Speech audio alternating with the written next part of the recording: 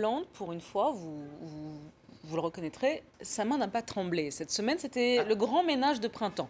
Voilà. Il a donc remanié le gouvernement, on en a parlé largement. Il a remanié Matignon, il a remanié le Parti socialiste, on va en parler dans une seconde.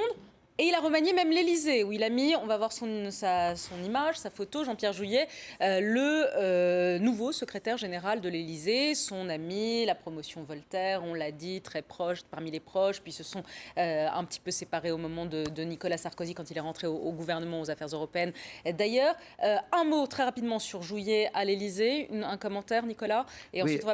on va passer à Harlem Désir. D'abord, c'est parce que dans ce qu'on évoquait tout à l'heure, la possibilité d'une ouverture de la majorité nécessaire, Jouyet est bien placé, puisqu'il a été chez Sarkozy avant, qu'il a des contacts à droite. Comme Rocard avait un homme, autrefois Guy Carcassonne, qui faisait cet office-là, important. Avec Jacques Barrot. Voilà, donc ça c'est le deuxième point. Mais vous n'étiez pas né, Léa. Il faut se souvenir qu'il a été ministre des Affaires européennes et que tout ce qui concerne l'Europe a été rapatrié à l'Élysée dorénavant. Donc au fond, ce qui reste comme secrétariat d'État aux Affaires européennes n'est plus rien. C'est pour ça qu'on a mis Harlem Désir. Alors la transition est toute faite. Vous avez un mot à dire sur Jouyet ou on passe à Harlem Désir? Mais non, mais globalement. On peut y Globalement, revenir. Hollande, de nouveau, fait du Sarkozy. Mais non, il fait du Mitterrand, voilà. Il fait de la 5e République. Il fait de la 5e, voilà, c'est dans ce oui, sens-là. mais il avait dit le contraire. Ah, oui, moi, ça, président, je ne ferai pas, je ne ferai pas. D'accord. Bah voilà, donc une fois de plus, il centralise tout à l'Élysée. Donc ça confirme mon analyse de la semaine dernière sur Mitterrand-Rocard, Hollande-Valls. Et deuxièmement, il vire le premier secrétaire du PS comme un vulgaire bonapartiste, comme un vulgaire membre du RPR. Parce que je rappelle que normalement, la tradition de la gauche, c'est le débat, c'est la démocratie. Et c'est l'élection des militants. C'est l'élection par les militants. Pas de nomination à la tête du PS. Merci. T'aurais pu être de gauche. Et je le fus. C'est parce que je le suis resté plus que toi que je dis ce que je dis. Tu pourrais au moins... Jusqu'à quel âge? Jusqu'à 18 ans 7 ans et demi. 17 ans. Jusqu'à l'âge de raison. Vous connaissez le mot. Quand à 20 ans, ne pas être de gauche, c'est ne pas avoir de cœur. À 40, être de gauche, c'est ne pas avoir de tête. Mais c'est quand même, pardon, Harlem, c'est quand même des professionnels de la politique aussi, je veux dire, qui ont été promus, en l'occurrence, et il était plus que temps. Avec un codicile très important, à mon sens, c'est que ce sont aussi pour certains d'entre eux des trotskistes, c'est-à-dire des gens qui ont été formés à la bonne école de ce que sont plutôt les rapports de force du pouvoir. Donc, et c'est très intéressant, notamment la promotion de Jean-Christophe Cambadélis, qui lui aime la politique et les rapports de force, et qui est là pour, au fond, taper les autres trotskistes et empêcher que ne se développe une aile d'extrême gauche. Moi, je crois que Cambadélis, c'est vraiment, pour une fois, la bonne personne à la bonne place. Et c'est... Ah oui, bien sûr, enfin. Ah, on va vous mettre d'accord au moins sur quelque chose. Bien sûr, mais attendez. Jean-Christophe Cambadélis, c'est amis d'accord. Non, mais attendez, je vais vous dire, dans les mois qui viennent, je pense que je vais être en désaccord sur tout avec Cambadélis. Donc, je vais le combattre. Et même le reste. Mais, lui au moins a compris ce que savaient avant les politiques, c'est que le combat est d'abord culturel, et lui, il va mener un combat culturel.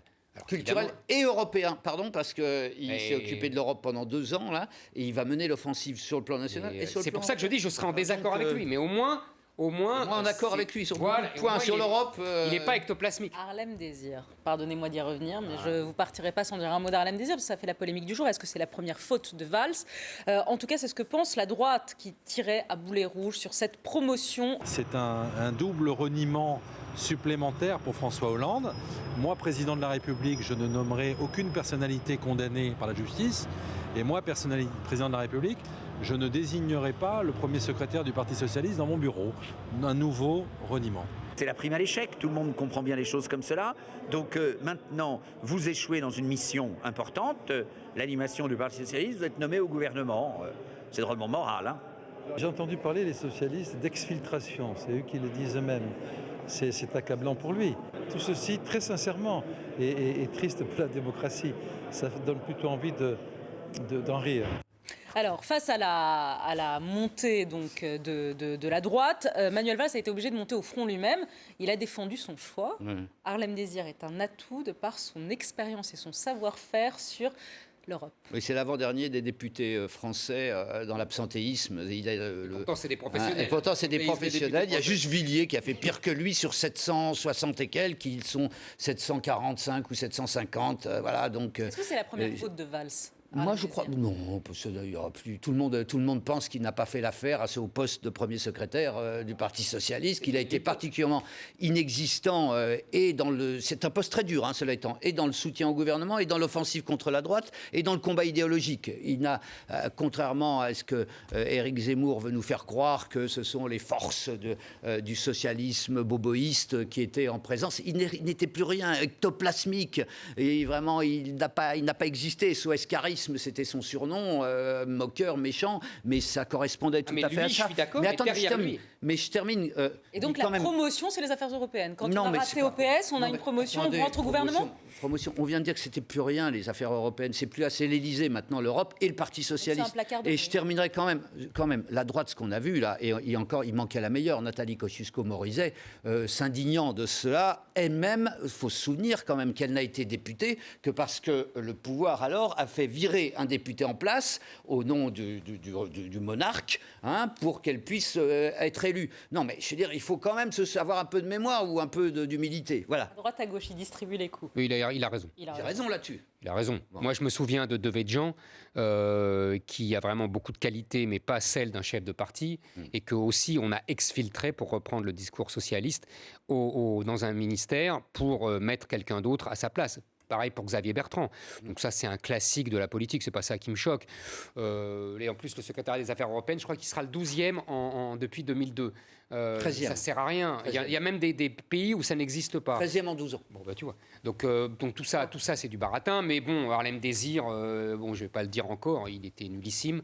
Ce qui est le plus intéressant dans Harlem Désir, quoi que t'en dire, c'est ce qu'il incarne, puisque tu dis, toi, les mots ont de l'importance, mais malgré lui, il incarne quelque chose. Malgré lui. Tu peux pas le nier. Ah non, mais c'est incarner quelque chose de positif. Il incarne SOS Racisme, mais évidemment, malgré lui. Et donc, il incarne le multiculturalisme, Terra Nova, etc. Et donc, d'ailleurs, la seule fois où il s'est illustré, c'est Leonarda. T'es au moins d'accord avec moi là-dessus. Il y a un inconscient qui a parlé. Mais là, on a un point de désaccord, c'est que pour moi, il représente effectivement SOS Racisme. C'était la création de quelque chose de formidablement positif au départ, et qui ensuite a été, à mon sens, une dérive très contre-productive. Il y a toujours des dérives. Donc, c'est ça. Moi, c'est ça que j'aime bien avec la gauche, c'est qu'au départ, c'est toujours des bonnes idées, et ça finit par les dérives. Parce que le Parti socialiste a fait une OPA sur SOS Racisme. Oui. Mais non, Léa, elle n'a pas fait une OPA, elle l'a créée. Le SOS Racisme a été inventé dans le bureau de Mitterrand. Et les slogans ont été inventés par les publicitaires. C'est une réécriture de l'histoire. Mais c'est la vérité. Ça a été Mitterrand, il y a... Il n'y avait pas Mitterrand. Non, mais voilà, attends. Vous confondez, Léa, la marche des beurs et SOS Racisme. Mais SOS Racisme est une récupération de la marche des beurs. Zemmour, il y a eu un mouvement plus général. L'Élysée n'a été qu'une... Non, l'Élysée l'a inventé. Mais parlez-en à Julien Drey, parlez-en à ceux qui l'ont fait. Ex nihilo. Sinon, ça n'aurait pas existé. Ex nihilo. Il y a des mouvements qui ont créé le monarque s'il n'y a pas une force qui part. Oui, il y la avait la marche des beurs. prochaine, on parlera de la droite, parce que ça bouge à droite aussi. La droite, vous savez, l'UMP, la vague bleue, rappelez-vous. Il y a une semaine. Et la bataille des chefs a commencé. Qui n'a pas explosé, contrairement à ce que souhaitait Zemmour à la faveur de ces municipales. Ce n'est pas fini, là, ça commence à... Parfois, il se trompe. Ça commence à n'est pas fini. Non, avant qu'on ne coupe je ne me trompe pas. Non, simplement... Il se trompe jamais. Éric Zemmour ne se trompe jamais. Ah, si t'as l'infini, effectivement. Voilà. Vous vous trompez parfois quand même, l'erreur est humaine, vous êtes humain. Dans le temps. Allez, merci à tous les deux. Un peu comme les... Allez, merci. À la semaine prochaine.